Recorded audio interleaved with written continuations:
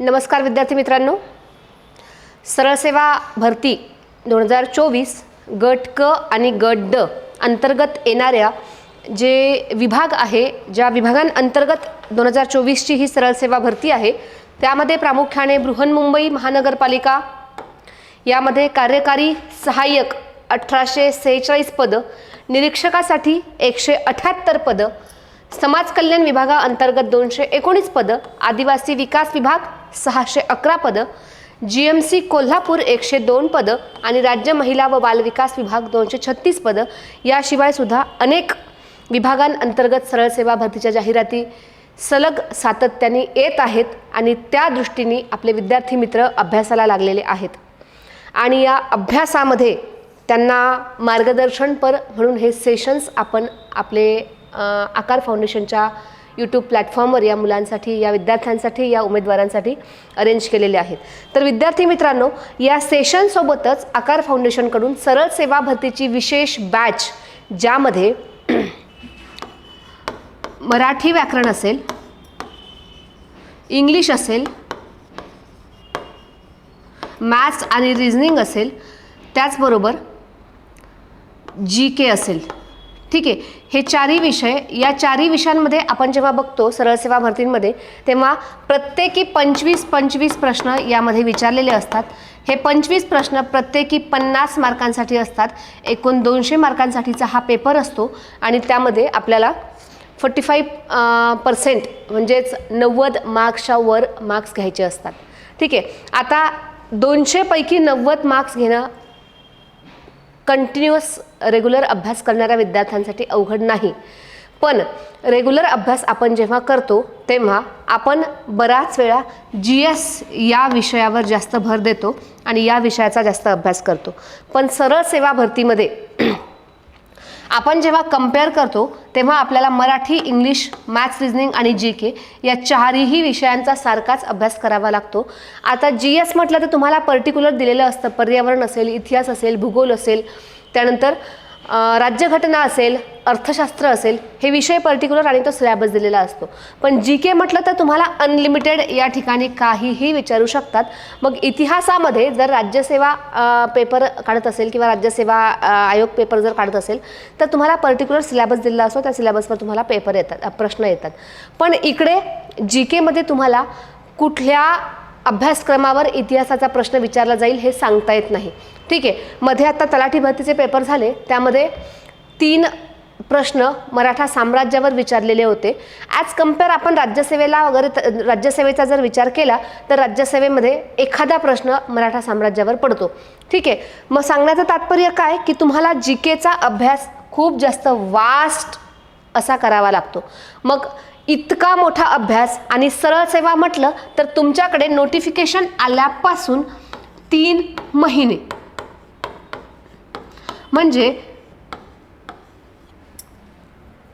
90 दिवस एवढा कालावधी तुमच्याकडे असतो, ठीक आहे। मग या 90 दिवसांमध्ये तुम्हाला हे चारही विषय कव्हर करायचे आहे। त्यामध्ये मराठी, इंग्लिश, ग्रामर असेल, मॅथ्स, रिझनिंग आहे आणि GK आहे। आता हे 2-3 विषय तुम्ही करून घ्याल, पण GK मध्ये काय वाचायचं हा एक मोठा प्रश्न असतो, ठीक आहे। तर याचकरिता विद्यार्थी मित्रांना एक मार्गदर्शन व्हावं, त्यांना एक मदत व्हावी, त्यांना हेल्प व्हावी, या दृष्टीने आपण GK मध्ये सुद्धा जे प्रश्न आतापर्यंत विचारलेले आहेत, सरळ सेवेमध्ये सगळ्याच परीक्षांमध्ये जसे प्रश्न विचारलेले आहेत किंवा पर्टिक्युलर या ज्या परीक्षा आहेत, फॉर एक्झाम्पल समाज कल्याण विभाग असेल, आदिवासी विभाग असेल, यामध्ये सगळे PYQ बघून आपण त्या दृष्टीने हा सिलेबस कव्हर करण्याचा प्रयत्न करत असतो। त्यातल्या त्यात पुन्हा तुमच्या हातातले हे विषय असतात मराठी, इंग्लिश, मॅथ्स, रिझनिंग या विषयांचं ग्रामर असेल, मराठीचं, इंग्लिशचं ग्रामर असेल, मॅथ्स, रिझनिंगचे फॉर्म्युले असतील, हे जर तुम्ही केले तर हे तिन्ही जे विषय आहेत ते तुमच्या हातातले असतात। यापैकी या 75 प्रश्नांपैकी तुम्हाला 60 ते 65 प्रश्न तुम्ही आरामात सोडवू शकता आणि मग तुमचा स्कोअर तिकडे 120 to 130 आरामात जातो आणि GKचा काही स्कोअर मिळून तुम्ही तिकडे तुमचा स्कोअर वाढवू शकता, ठीक आहे। तर तुम्हाला अशा पद्धतीने एक जो क्वालिटी स्टडी म्हणतात तो स्टडी करावा लागेल आणि त्याचसाठी आकार फाउंडेशनने ही सरळ सेवेची स्पेशल बॅच तुमच्यासाठी आणलेली आहे, जी लाईव्ह आणि रेकॉर्डेड बॅच आपल्याकडे आहे. 11 नोव्हेंबरपासून ही बॅच सुरू होते आहे. लाईव्ह तुम्हाला मिळेल, त्याचबरोबर रेकॉर्डेड बॅच ही आपल्या ॲपला अवेलेबल आहे आकार फाउंडेशनच्या. तुम्ही ॲप डाउनलोड करू शकता. त्यानंतर वेबसाईट आहे, त्या वेबसाईटला व्हिजिट करून तुम्ही एखादा मेल आकार फाउंडेशनला टाकू शकता किंवा व्हॉट्सॲपचे नंबर या ठिकाणी दिलेले आहेत. हे नंबर्स आहेत, यावर तुम्ही व्हॉट्सॲप करू शकता. टेलिग्राम चॅनलवर सुद्धा तुम्ही मेसेज करू शकता. आणि हे जे सेशन सुरू आहे तुम्हाला यूट्यूबला दिसत असेल, त्या सेशनला सुद्धा तुम्ही कमेंट जर केल्या तरीसुद्धा तुमच्या कमेंट आकार फाउंडेशनच्या मॅनेजमेंट टीमपर्यंत पोहोचतात आणि त्यानुसार तुम्हाला जे गाईडन्स हवं आहे किंवा ॲडमिशन संदर्भात जर काही एन्क्वायरी असेल तर त्यासाठी सुद्धा तुम्हाला गाईड केलं जातं. ओके, तर विद्यार्थी मित्रांनो, आपण मराठी ग्रामरचे काही सेशन बघत आहे. यामधला आपला आजचा सेशन आहे विसर्ग संधी. आता विसर्ग म्हणजे काय? विसर्ग म्हणजे आपण जेव्हा मराठीत वर्णमाला बघतो, वर्णमालेमध्ये स्वर असतात. या स्वरांमध्ये आपण लहानपणीपासून आतापर्यंत शिकत आलेलो आहे. स्वर कोणते तर आपण सरळ सरळ सांगतो, अ आ इ ई उ ऊ ए ऐ ओ औ अंग आहा. ठीक आहे, असे सरळ सरळ आपण स्वर सांगत जातो. पण यामधले स्वर नेमके कोणते, स्वरादी कोणते आणि त्यातला विसर्ग कोणता हे आपल्याला आधी ओळखावं लागेल. आता स्वर कोणते आहेत तर ई ई उ ऊ रू ऋलू ए ऐ ओ औ हे इतकेच स्वर आहेत. ठीक आहे, मग अंग आहा काय आहेत तर अंग आहा आहेत स्वरादी. ठीक आहे, अंग आहा आहेत स्वरादी. काय यांना स्वरादी म्हणतात तर अंग आपण जेव्हा लिहितो तेव्हा हा असा असतो, पण हा असाच न लिहिता आपण याच्या आधी स्वर लिहितो, नंतर त्याला लिहितो. किंवा आहा आपण जेव्हा लिहितो तर हा नुसता असा न लिहिता याच्या आधी आपल्याला स्वराचं सहाय्य घ्यावं लागतं. मग ज्याच्या आधी स्वर तो स्वरादी. ठीक आहे, आता या अंग आहाला स्वरादी म्हणतात. परत त्यातल्या त्यात हा जो अंग आहे याला आपण मराठीत म्हणत असतो अनुस्वार. आणि हा जो आहा आहे याला आपण म्हणतो विसर्ग. मग आता आपण जेव्हा मागच्या सेशनमध्ये बघितलं तेव्हा स्वरसंधी बघितली. स्वर एकमेकांशेजारी येणारे जे वर्ण आहेत ते स्वर असतात. आज आपल्याला बघायचं आहे आपल्या संधीमध्ये विसर्ग येणार आहे. आणि विसर्ग जेव्हा एखाद्या शब्दात येतो आणि दोन शब्द जेव्हा एकत्र येतात तेव्हा त्यापासून एखादा नवीन शब्द बनत असताना त्याची संधी कशी होते आणि त्यालाच आपण म्हणतो विसर्ग संधी. आज जाऊ आपण विसर्ग संधीकडे. विसर्ग संधीतला विसर्ग संधी कशाला म्हणतात तर एकत्र येणाऱ्या दोन वर्णांमधील, एकत्र कोणते वर्ण येतात, दोन वर्ण एकत्र येतात. पहिल्या शब्दातला पहिला शेवटचा वर्ण आणि दुसऱ्या शब्दातला पहिला वर्ण हे जेव्हा एकत्र येतात आणि यापासून एक नवीन शब्द तयार होतो त्याला संधी म्हणतात. आता विसर्ग संधी म्हणजे काय, एकत्र येणाऱ्या दोन वर्णांमधील पहिला वर्ण विसर्ग असेल म्हणजे या ठिकाणी येणारा जो वर्ण आहे तो विसर्ग असेल आणि दुसरा वर्ण व्यंजन किंवा स्वर असेल तर होणाऱ्या संधीला काय म्हणतात, या येणाऱ्या शब्दाला काय म्हणतात, विसर्ग संधी असं म्हणतात. इथे शब्द दिला आहे निही अंतर. आता या आहाचा या विसर्गाचा र झालेला आहे आणि समोरच्या अनमध्ये मिसळून त्याची संधी झालेली आहे निरंतर. ही कशी झाली आपण पुढचे नियम बघू तेव्हा आपल्याला कळेल.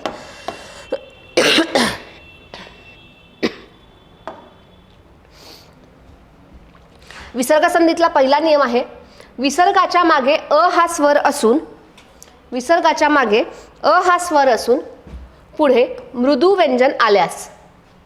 काय म्हटले, विसर्गाच्या मागे इथे जर विसर्ग आलेला असेल तर इथे आपल्याला काय आलेलं असावं, स्वर आलेला असावा. विसर्गाच्या मागे स्वर आलेला असून पुढे, पुढे म्हणजे कुठे, इथे काय आलेलं असावं, मृदू व्यंजन आलेलं असेल तर या विसर्गाचा काय होतो मग उ होतो आणि मागील अ मध्ये हा स्वर जो आहे हा स्वर काय असावा हा स्वर असावा या ठिकाणी आणि मग हा उ मागील मध्ये मिसळून त्या दोन्हींबद्दल काय होतो काय तयार होतो ओ तयार होतो. ठीक आहे, या दोन्हींमध्ये मिसळून मागील मध्ये मिसळून त्याचा ओ तयार होतो. याला विसर्ग उकार संधी असं म्हणतात.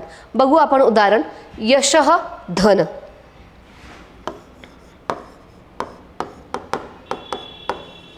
बघा नीट लक्ष द्या. काय म्हणतोय नियम आपला, विसर्गाच्या मागे हा स्वर असून आता याला जर आपण विग्रह केला त्याचा विग्रह कसा येतो य अधिक अ अधिक श अधिक अ अधिक आहा. ठीक आहे, आणि नंतर धन. काय म्हणतो आपला नियम, विसर्गाच्या मागे हा स्वर, विसर्गाच्या मागे हा स्वर आहे का हो, आणि पुढे मृदू व्यंजन आहे का, पुढे मृदू व्यंजन आपण जेव्हा बघतो तेव्हा क ख च छ ट ठ त थ प फ श श स ही कठोर व्यंजनं आहेत आणि त्यांना सोडून बाकीची सगळी जी आहेत ती मृदू व्यंजनं आहेत. ठीक आहे, मग ध हा मृदू व्यंजन आहे का तर हो. मग विसर्गाच्या मागे हा स्वर असून समोर मृदू व्यंजन आलेलं असेल तर या विसर्गाच्या ऐवजी विसर्गाचा काय होतो उ होतो आणि या मागील मध्ये मिसळून या दोन्हींबद्दल काय होतो ओ होतो.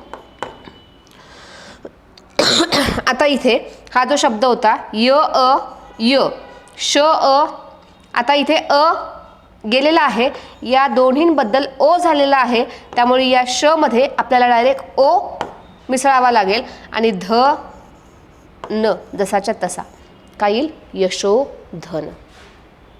आले लक्षात. पुढचा शब्द बघू. मनः बल.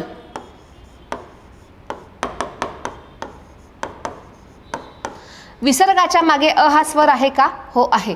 विसर्गाच्या नंतर मृदू वर्ण आहे का, मृदू व्यंजन आहे का हो आहे. मग या विसर्गाच्या ऐवजी मध्ये मिसळून यांच्या बदल्यात काय होणार आहे ओ होणार आहे. ठीक आहे, आता इथे म हा इथला राहिलेला न ओ ब ल मनोबल असा या ठिकाणी शब्द तयार झाला. याला म्हणतात विसर्ग उकार संधी. ठीक आहे, पुढच्या नियमाकडे जाऊ. विसर्गाच्या मागे आखेरीज कोणताही स्वर असून विसर्गाच्या मागे आखेरीज कोणताही स्वर असून पुढे मृदू वर्ण आल्यास बघा विसर्गाच्या मागे किंवा आ यांना सोडून दुसरा कुठलाही स्वर असेल आणि समोर मृदू वर्ण असेल तर विसर्गाचा र होतो आणि पुढील वर्णाबरोबर त्याची संधी होते. त्याला विसर्ग र संधी असं म्हणतात. आपण पहिल्यांदा उदाहरण बघितलं होतं या निरंतरचं.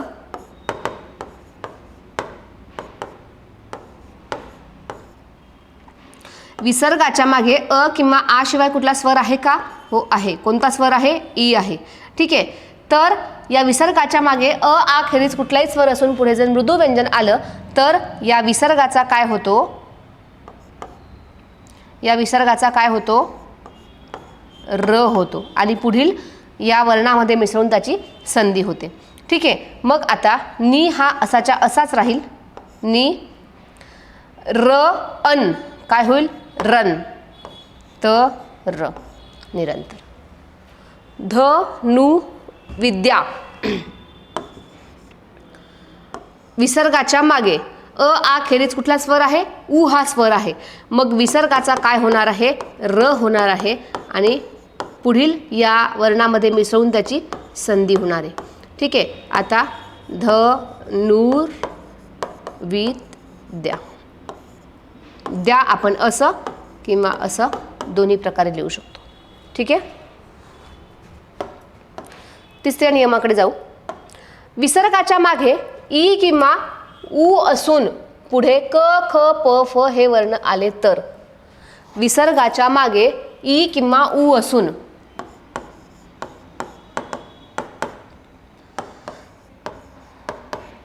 विसर्गाच्या मागे ई किंवा उ आहे का? हो आहे. ठीक आहे. असून पुढे क ख प फ हे वर्ण आलेले असेल तर पुढे क आलेला आहे का? हो. तर विसर्गाचा श होतो. तर या विसर्गाचा काय होणार आहे? श होणार आहे. ठीक आहे. आता नी या विसर्गाचा श झालेला आहे. या क मध्ये तो मिसळेल आणि संधी होईल. निष्कर्ष.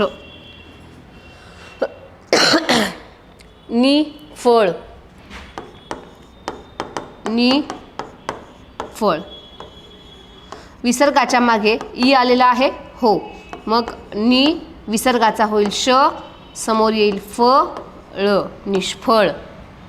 दू परिणाम.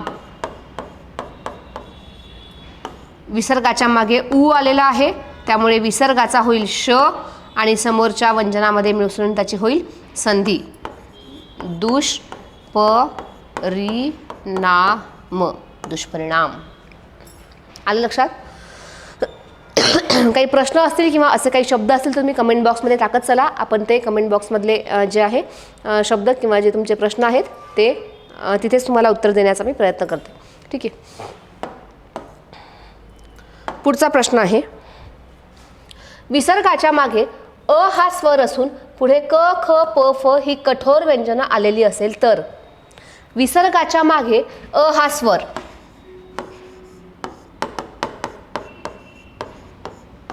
विसर्गाच्या मागे अ हा स्वर आहे का? हो आहे. ठीक आहे. आणि पुढे क ख प फ आहे तर काय होणार आहे? विसर्ग कायम राहणार आहे, परंतु पुढे जर स्वर आला तर सॉरी, पुढे जर स्वर आला तर मात्र विसर्ग लोप पावणार आहे. आता विसर्गाच्या मागे अ आलेला आहे, त्यामुळे ही संधी होत असताना हा जो विसर्ग आहे तो कायम राहणार आहे आणि असा एक शब्द तयार होणार आहे. मात्र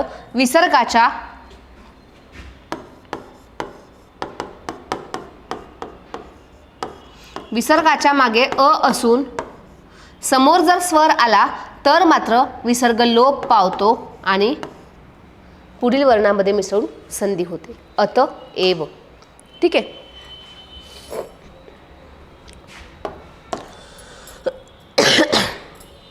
नंतरचा नियम आहे, पदाच्या शेवटी र येऊन त्याच्या पुढे कठोर व्यंजन आल्यास र चा विसर्ग होतो.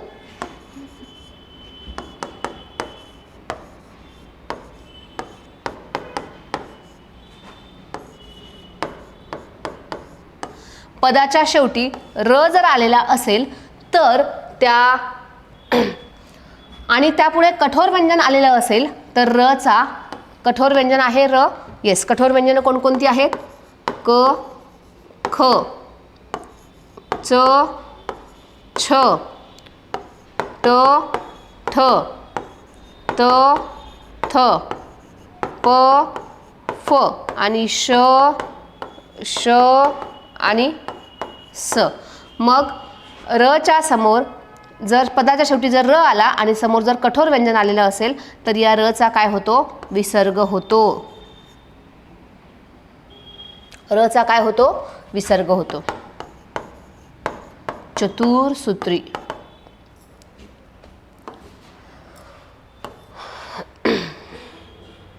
पुढचा नियम आहे, पदाच्या शेवटी स येऊन त्याच्या पुढे कोणतंही व्यंजन आलेलं असेल तर पदाच्या शेवटी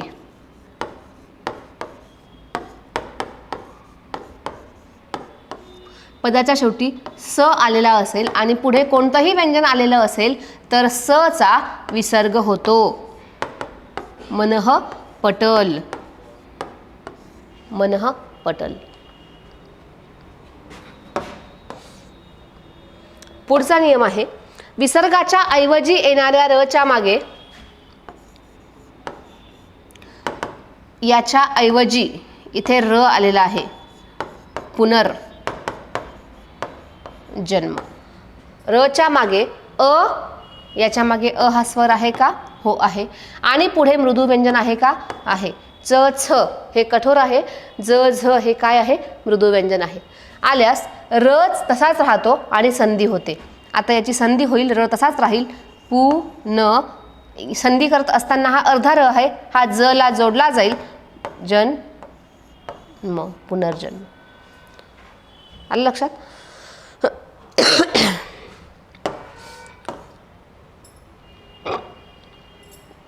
नंतरचा नियम आहे, विसर्गाच्या पुढे च किंवा छ आलेला असेल तर, विसर्गाच्या पुढे च किंवा छ आलेला असेल तर,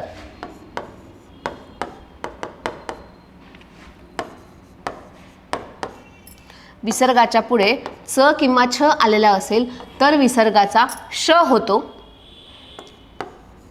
विसर्गाचा श होतो. श कोणता होतो?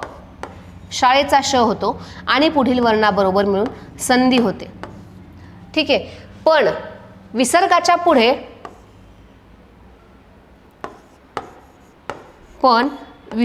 पुढे जर त किंवा थ आलेला असेल तर, विसर्गाच्या पुढे त किंवा थ आलेला असेल तर मात्र विसर्गाचा स होतो आणि पुढील वर्णाबरोबर मिसळून संधी होते. मनस्ताप, मनः ताप, मनस्ताप. आलं लक्षात?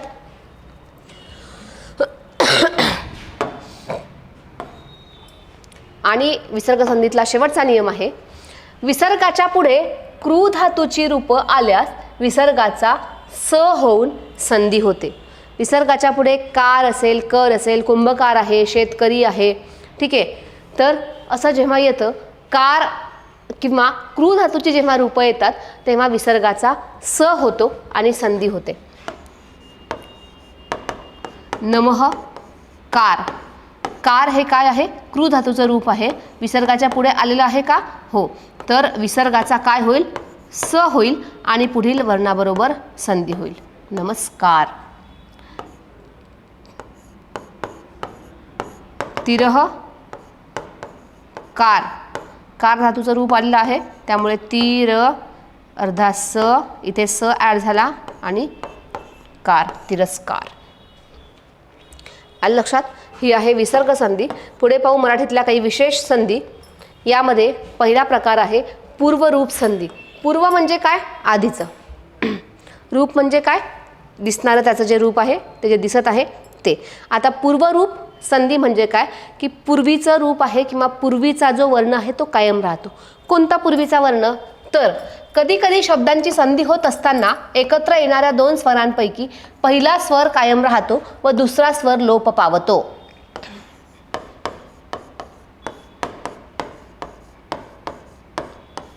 संधी होत असताना पहिला स्वर कायम राहतो आणि दुसरा स्वर लोप पावतो. मग हा पहिला स्वर जो आहे नाही, हा दुसरा स्वर लोप पावला आणि सा. आता पहिला स्वर कायम राहिला. पहिला म्हणजे काय? पूर्वीचा. पहिला स्वर म्हणजे काय? पूर्वीचा. त्याला काय म्हणतो आपण? पूर्वरूप संधी. पहिला स्वर जिथे कायम राहतो ती आहे पूर्वरूप संधी. खिडकी, आत. दोन स्वर आहे ई आणि आ. पहिला स्वर कायम राहील, दुसरा स्वर लोप होईल. खिडकी त, खिडकीत.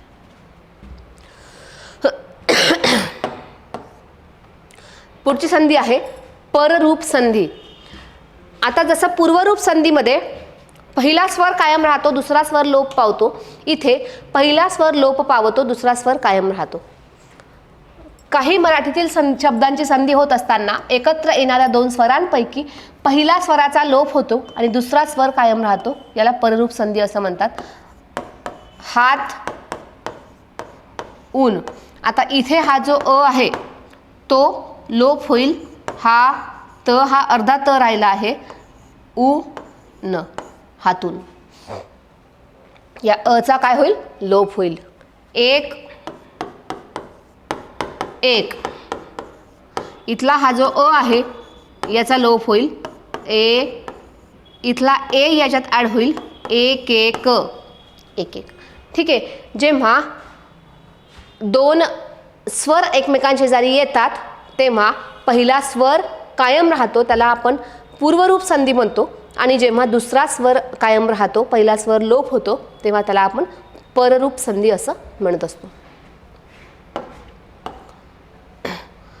नंतरचा प्रकार आहे दीर्घ स्वरापुढे येणाऱ्या स्वराची मागील स्वराशी बहुतेक करून संधी होत नाही.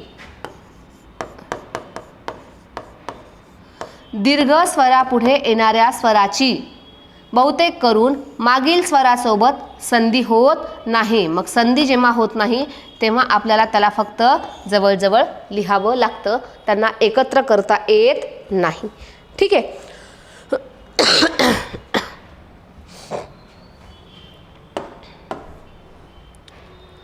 नंतरचा नियम आहे ही हे जे शब्दयोगी अव्यय आहे मागील संख्या विशेषणाबरोबर संधी होत असताना दोन प्रकारे लिहिलं जाऊ शकतं. आता दोन आणि ही हे जे शब्दयोगी अव्यय आहे हे दोन प्रकारे लिहिलं जाऊ शकतं. दोन्ही किंवा दोनही. दोन्ही किंवा दोनही.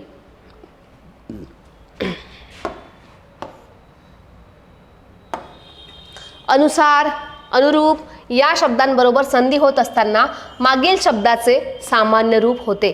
आता सामान्य रूप म्हणजे काय? एखादा शब्द जेव्हा वाक्यात उपयोग होत असतो तेव्हा त्याच्यात होणारा बदल कसा बघू. समजा बैल हा एक शब्द आहे, बैल. ठीक आहे. मला एक वाक्य लिहायचं आहे.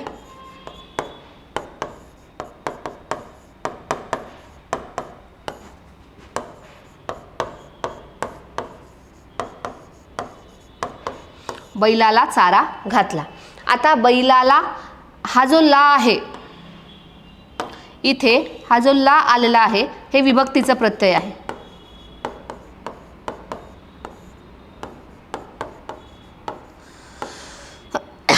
ठीक आहे, हे विभक्तीचं प्रत्यय आहे. बैला हा जो शब्द आहे तो या शब्दावरून आपण इकडे घेतलेला आहे, पण इथे तर मूळ शब्द बैल आहे, पण आपण याचा वाक्यात उपयोग करत असताना याच्यात काय बदल केलाय? बैला असा बदल केलेला आहे. घोडा असेल त्याचं सामान्य रूप काय होतं? घोड्याला, मग घोड्या असं होतं. ठीक आहे. म्हैस असेल त्याचं सामान्य रूप काय होतं? म्हशी. आपण काय म्हणतो? म्हशीला. म्हैसला म्हणतो का? नाही, म्हशीला. ला हा प्रत्यय आहे, म्हशी हे सामान्य रूप आहे. म्हणजे काय? एखाद्या शब्दाला जेव्हा आपण वाक्यात उपयोग करतो आणि तो उपयोग करत असताना त्या शब्दामध्ये जो बदल होतो त्याला आपण त्याचं सामान्य रूप असं म्हणतो. घोड्या, बैला, म्हशी हे काय आहे? सामान्य रूप आहे. ठीक आहे. तर काय म्हटलंय? अनुसार, अनुरूप या शब्दांबरोबर संधी होत असताना मागील शब्दाचं सामान्य रूप होतं. आता पद्धत आणि अनुसार. पद्धत या शब्दाचं सामान्य रूप काय आहे? पद्धती नुसार. पद्धती अनुसार, पद्धतीनुसार. ठीक आहे. विषय अनुरूप.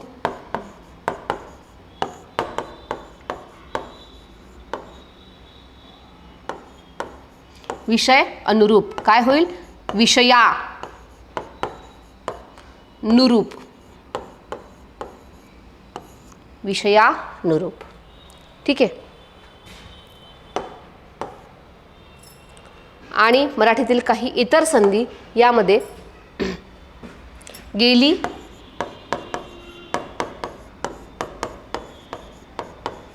आहे, याला आपण कसं लिहितो? गेली हे. ठीक आहे. म्हणताना काय म्हणतो? गेलीये किंवा गेलीये. ठीक आहे. येतो आहे.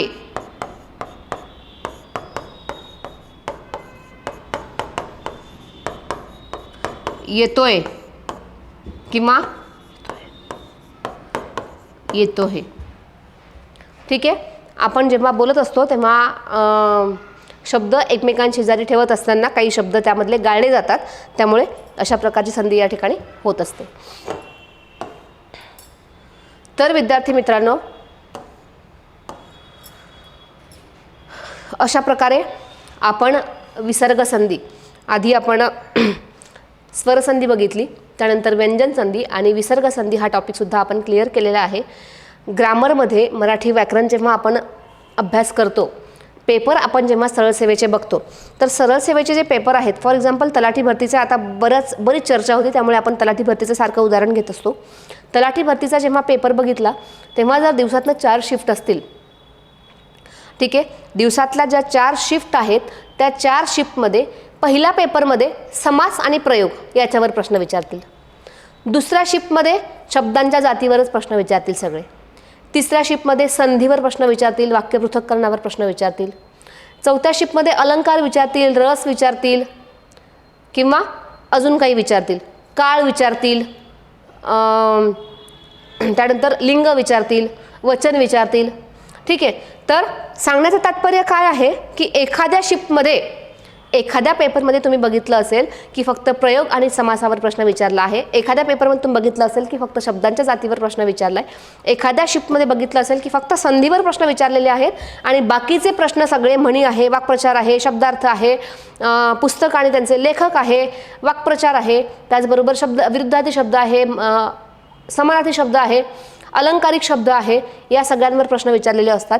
तर याचा अर्थ असा होत नाही की तुम्हाला फक्त तुमच्या पेपरला त्याच पर्टिक्युलर टॉपिकवर प्रश्न विचारले जातील. मग आता याचा दुसरा अर्थ काय होतो, कोणत्याही शिफ्टला कोणत्याही टॉपिकवर प्रश्न विचारले जाऊ शकतात. पहिल्या शिफ्टमध्ये जर समास आणि प्रयोगावर प्रश्न विचारले तर दुसऱ्या शिफ्टमध्ये समास आणि प्रयोगावर विचारणार नाही असं होत नाही. ठीक आहे, त्याच्यावरही विचारतील किंवा इतर कुठल्या ग्रामरसोबत त्यालाही परत ॲड करतील. ठीक आहे. सो सांगण्याचं तात्पर्य काय आहे की तुम्हाला संपूर्ण व्याकरण, इंग्रजी असेल, मराठी असेल, पूर्ण ग्रामरसहित तुम्हाला तयार राहायचं आहे.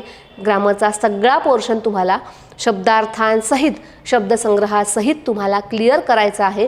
त्याच्याशिवाय मराठीचा तुमचा पेपर निघणे शक्य नाही. ठीक आहे. आता त्यासाठी काय करायचं आहे तर आपल्या पूर्ण कोर्स तुम्हाला अवेलेबल आहे, रेकॉर्डेड कोर्ससुद्धा आहे आणि लाईव्ह आहे. मराठी मी शिकवलेलं आहे. GS मध्ये सुद्धा काही विषय मी त्या ठिकाणी घेणार आहे, पॉलिटी असेल, हिस्ट्री असेल. ठीक आहे. तर तुम्हाला ते जे टॉपिक्स आहेत, ते जे विषय आहेत ते तुमचे क्लिअर करायचे आहेत आणि त्यानुसार तुम्हाला इतर मग कुठल्याही तुम्ही सरळ सेवेच्या परीक्षा कुठल्याही विभागाच्या द्या, त्यामध्ये महानगरपालिकेच्या असतील, समाज कल्याण असेल, आदिवासी विकास विभाग असेल, GMC असेल, महिला आणि बाल विकास असेल. ठीक आहे. कुठल्याही सरळ सेवेच्या परीक्षांमध्ये तुम्हाला जर प्रश्न आले किंवा तुम्हाला जर त्या संदर्भातले प्रश्न विचारले तर तुमचा एकही प्रश्न त्या ठिकाणी सुटणार नाही. म्हणून तुम्हाला ग्रामर, व्याकरण जे आहे ते पूर्ण क्लिअर म्हणजे क्लिअरच करायचं आहे. मराठी, इंग्लिश, ग्रामर 100% करून ठेवायचं आहे. त्याच्यासोबत तुम्हाला मॅथ्स, रिझनिंगचा सुद्धा अगदी काटेकोर पुरेपूर अभ्यास करायचा आहे.